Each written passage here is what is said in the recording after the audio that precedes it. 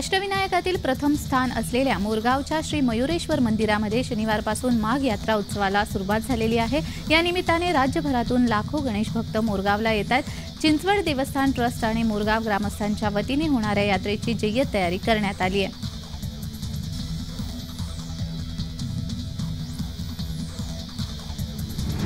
पुण्यात हॉटेलमध्ये hotel manager आणि ग्राहकामध्ये राडा झालाय। किरकोळ कारणावरून हॉटेल मॅनेजर आणि ग्राहकामध्ये ही तुफान हाणामारी झाली आहे। पुण्यातील डेक्कन परिसरामधील ही घटना आहे। 15 ते 20 जणांच्या टोळक्याने एका ग्राहकाला बेदम मारहाण केली। मारहाणीचं कारण मात्र अद्याप स्पष्ट झालेलं नाहीये। डेक्कन परिसरातील एका हॉटेलमध्ये काल रात्री हा राडा झाला। या संदर्भात डेक्कन पोलीस स्थानकामध्ये अधिक तपास चालू आहे।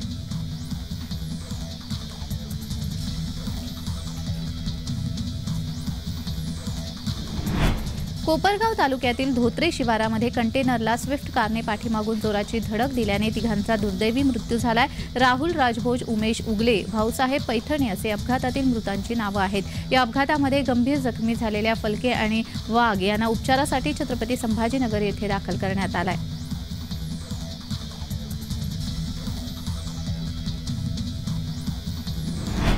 शरद मोहोळ हत्या प्रकरणामध्ये आरोपींना 7 दिवसांची कोठडी सुनावण्यात आली आहे। गणेश मारणे, विठ्ठल शेलार यांच्या मोबाईलमधून महत्त्वपूर्ण 6 ऑडिओ क्लिप पोलिसांना मिळाल्या आहेत।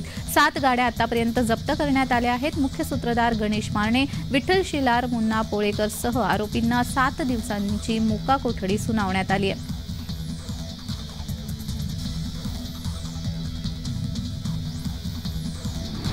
उत्तराखंडच्या हल्द्वानीमध्ये मोठा हिंसाचार उफाळला होता। घडलेल्या या घटनेनंतर पोलिसांकडून 19 ओळख पटलेल्या आणि 500 अनोळखी लोकांविरोधात गुन्हा दाखल केला गेला आहे। अटकेची कारवाई सुरू करण्यात आली आहे।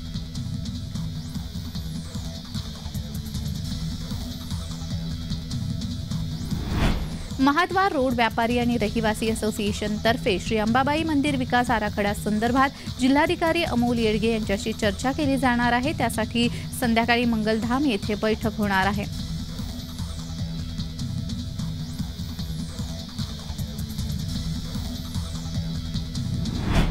बॉलिवूड अभिनेत्री रिचा चड्ढा आणि अली फजल हे आता पालक होणार आहेत। या जोडप्याने सोशल मीडियावर एका पोस्टद्वारे आपण आईबाबा होणार असल्याचं म्हटलंय।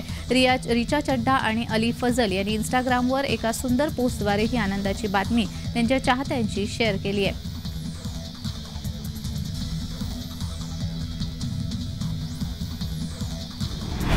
महाराष्ट्र राज्य साहित्य आणि संस्कृती मंडळाच्या वतीने दरवर्षी नामवंत साहित्यिकास विंदा करंदीकर जीवनगौरव पुरस्कार आणि प्रकाशन संस्थेला श्री पु. भागवत पुरस्कार प्रदान केला जातो।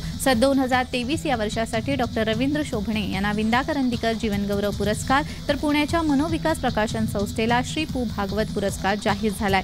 मराठी भाषा विभागाचे मंत्री दीपक केसरकर यांनी ही घोषणा केली आहे।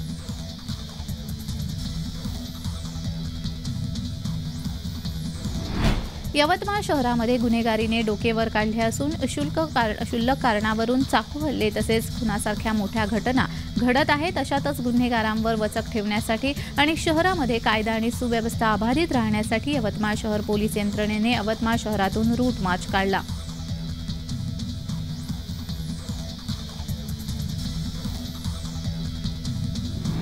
बुलढाण्यातील खामगाव शहरामध्ये विकमशी चौकातील एका भंगाराच्या दुकानाला डीपीजवळ शॉर्ट सर्किट झाल्यामुळे सकाळी 7 वाजताच्या दरम्यान मोठी आग लागली होती। या आगीमध्ये दुकानातील साहित्य जळून खाक झाले। तब्बल 1.5 तासाने आगीवर नियंत्रण मिळवण्यात यश आलंय।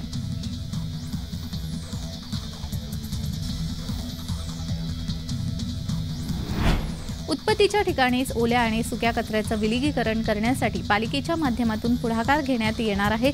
स्थानिक पातळीवर मुख्यत्वे करून रहिवासी संस्थांच्या परिसरामध्ये कचरा वर्गीकरणाबाबत माहिती, संवाद तसेच जनजागृती करण्यात येणार आहे।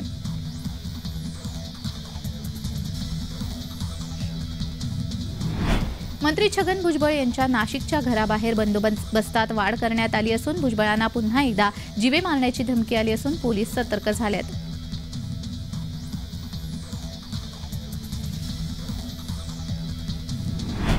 धुळे जिल्ह्यातील शिरपूर शहरामधील मुख्य बाजारपेठेत मुशी पॅटर्नप्रमाणे सूरज जाधव या तरुणावर जीवघेणा हल्ला अज्ञात तरुणांकडून करण्यात आला होता। हे सर्व थरारक दृश्य सीसीटीव्ही कॅमेऱ्यामध्ये कैद झाले। शिरपूर पोलिसांनी तात्काळ सर्व आरोपींना अटक केली आहे। या आरोपीची मुख्य बाजारपेठेतून धिंड देखील काढण्यात आली।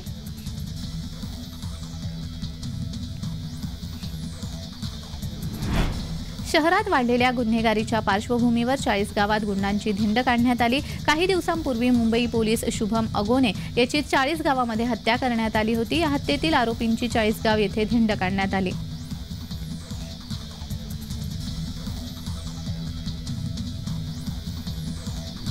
दोन दिव्यांग लेकरांना कसेबसे सांभाळत कागदोपत्री कामकाजासाठी भाड्याची रिक्षा करून मालेगाव तहसील गाठलेल्या शेतकरी बापाची व्यथा ऐकून मालेगावचे तहसीलदार नितीन कुमार देवरे यांनी तात्काळ काम पूर्ण करण्यात येईल असं आश्वासन दिलंय। तहसीलदार देवरे यांनी एवढ्यावरच न थांबता दोघा दिव्यांग लेकरांसह त्यांच्या पित्याला थेट शासकीय वाहनातून त्यांच्या गावी सोडण्याचं काम केलंय।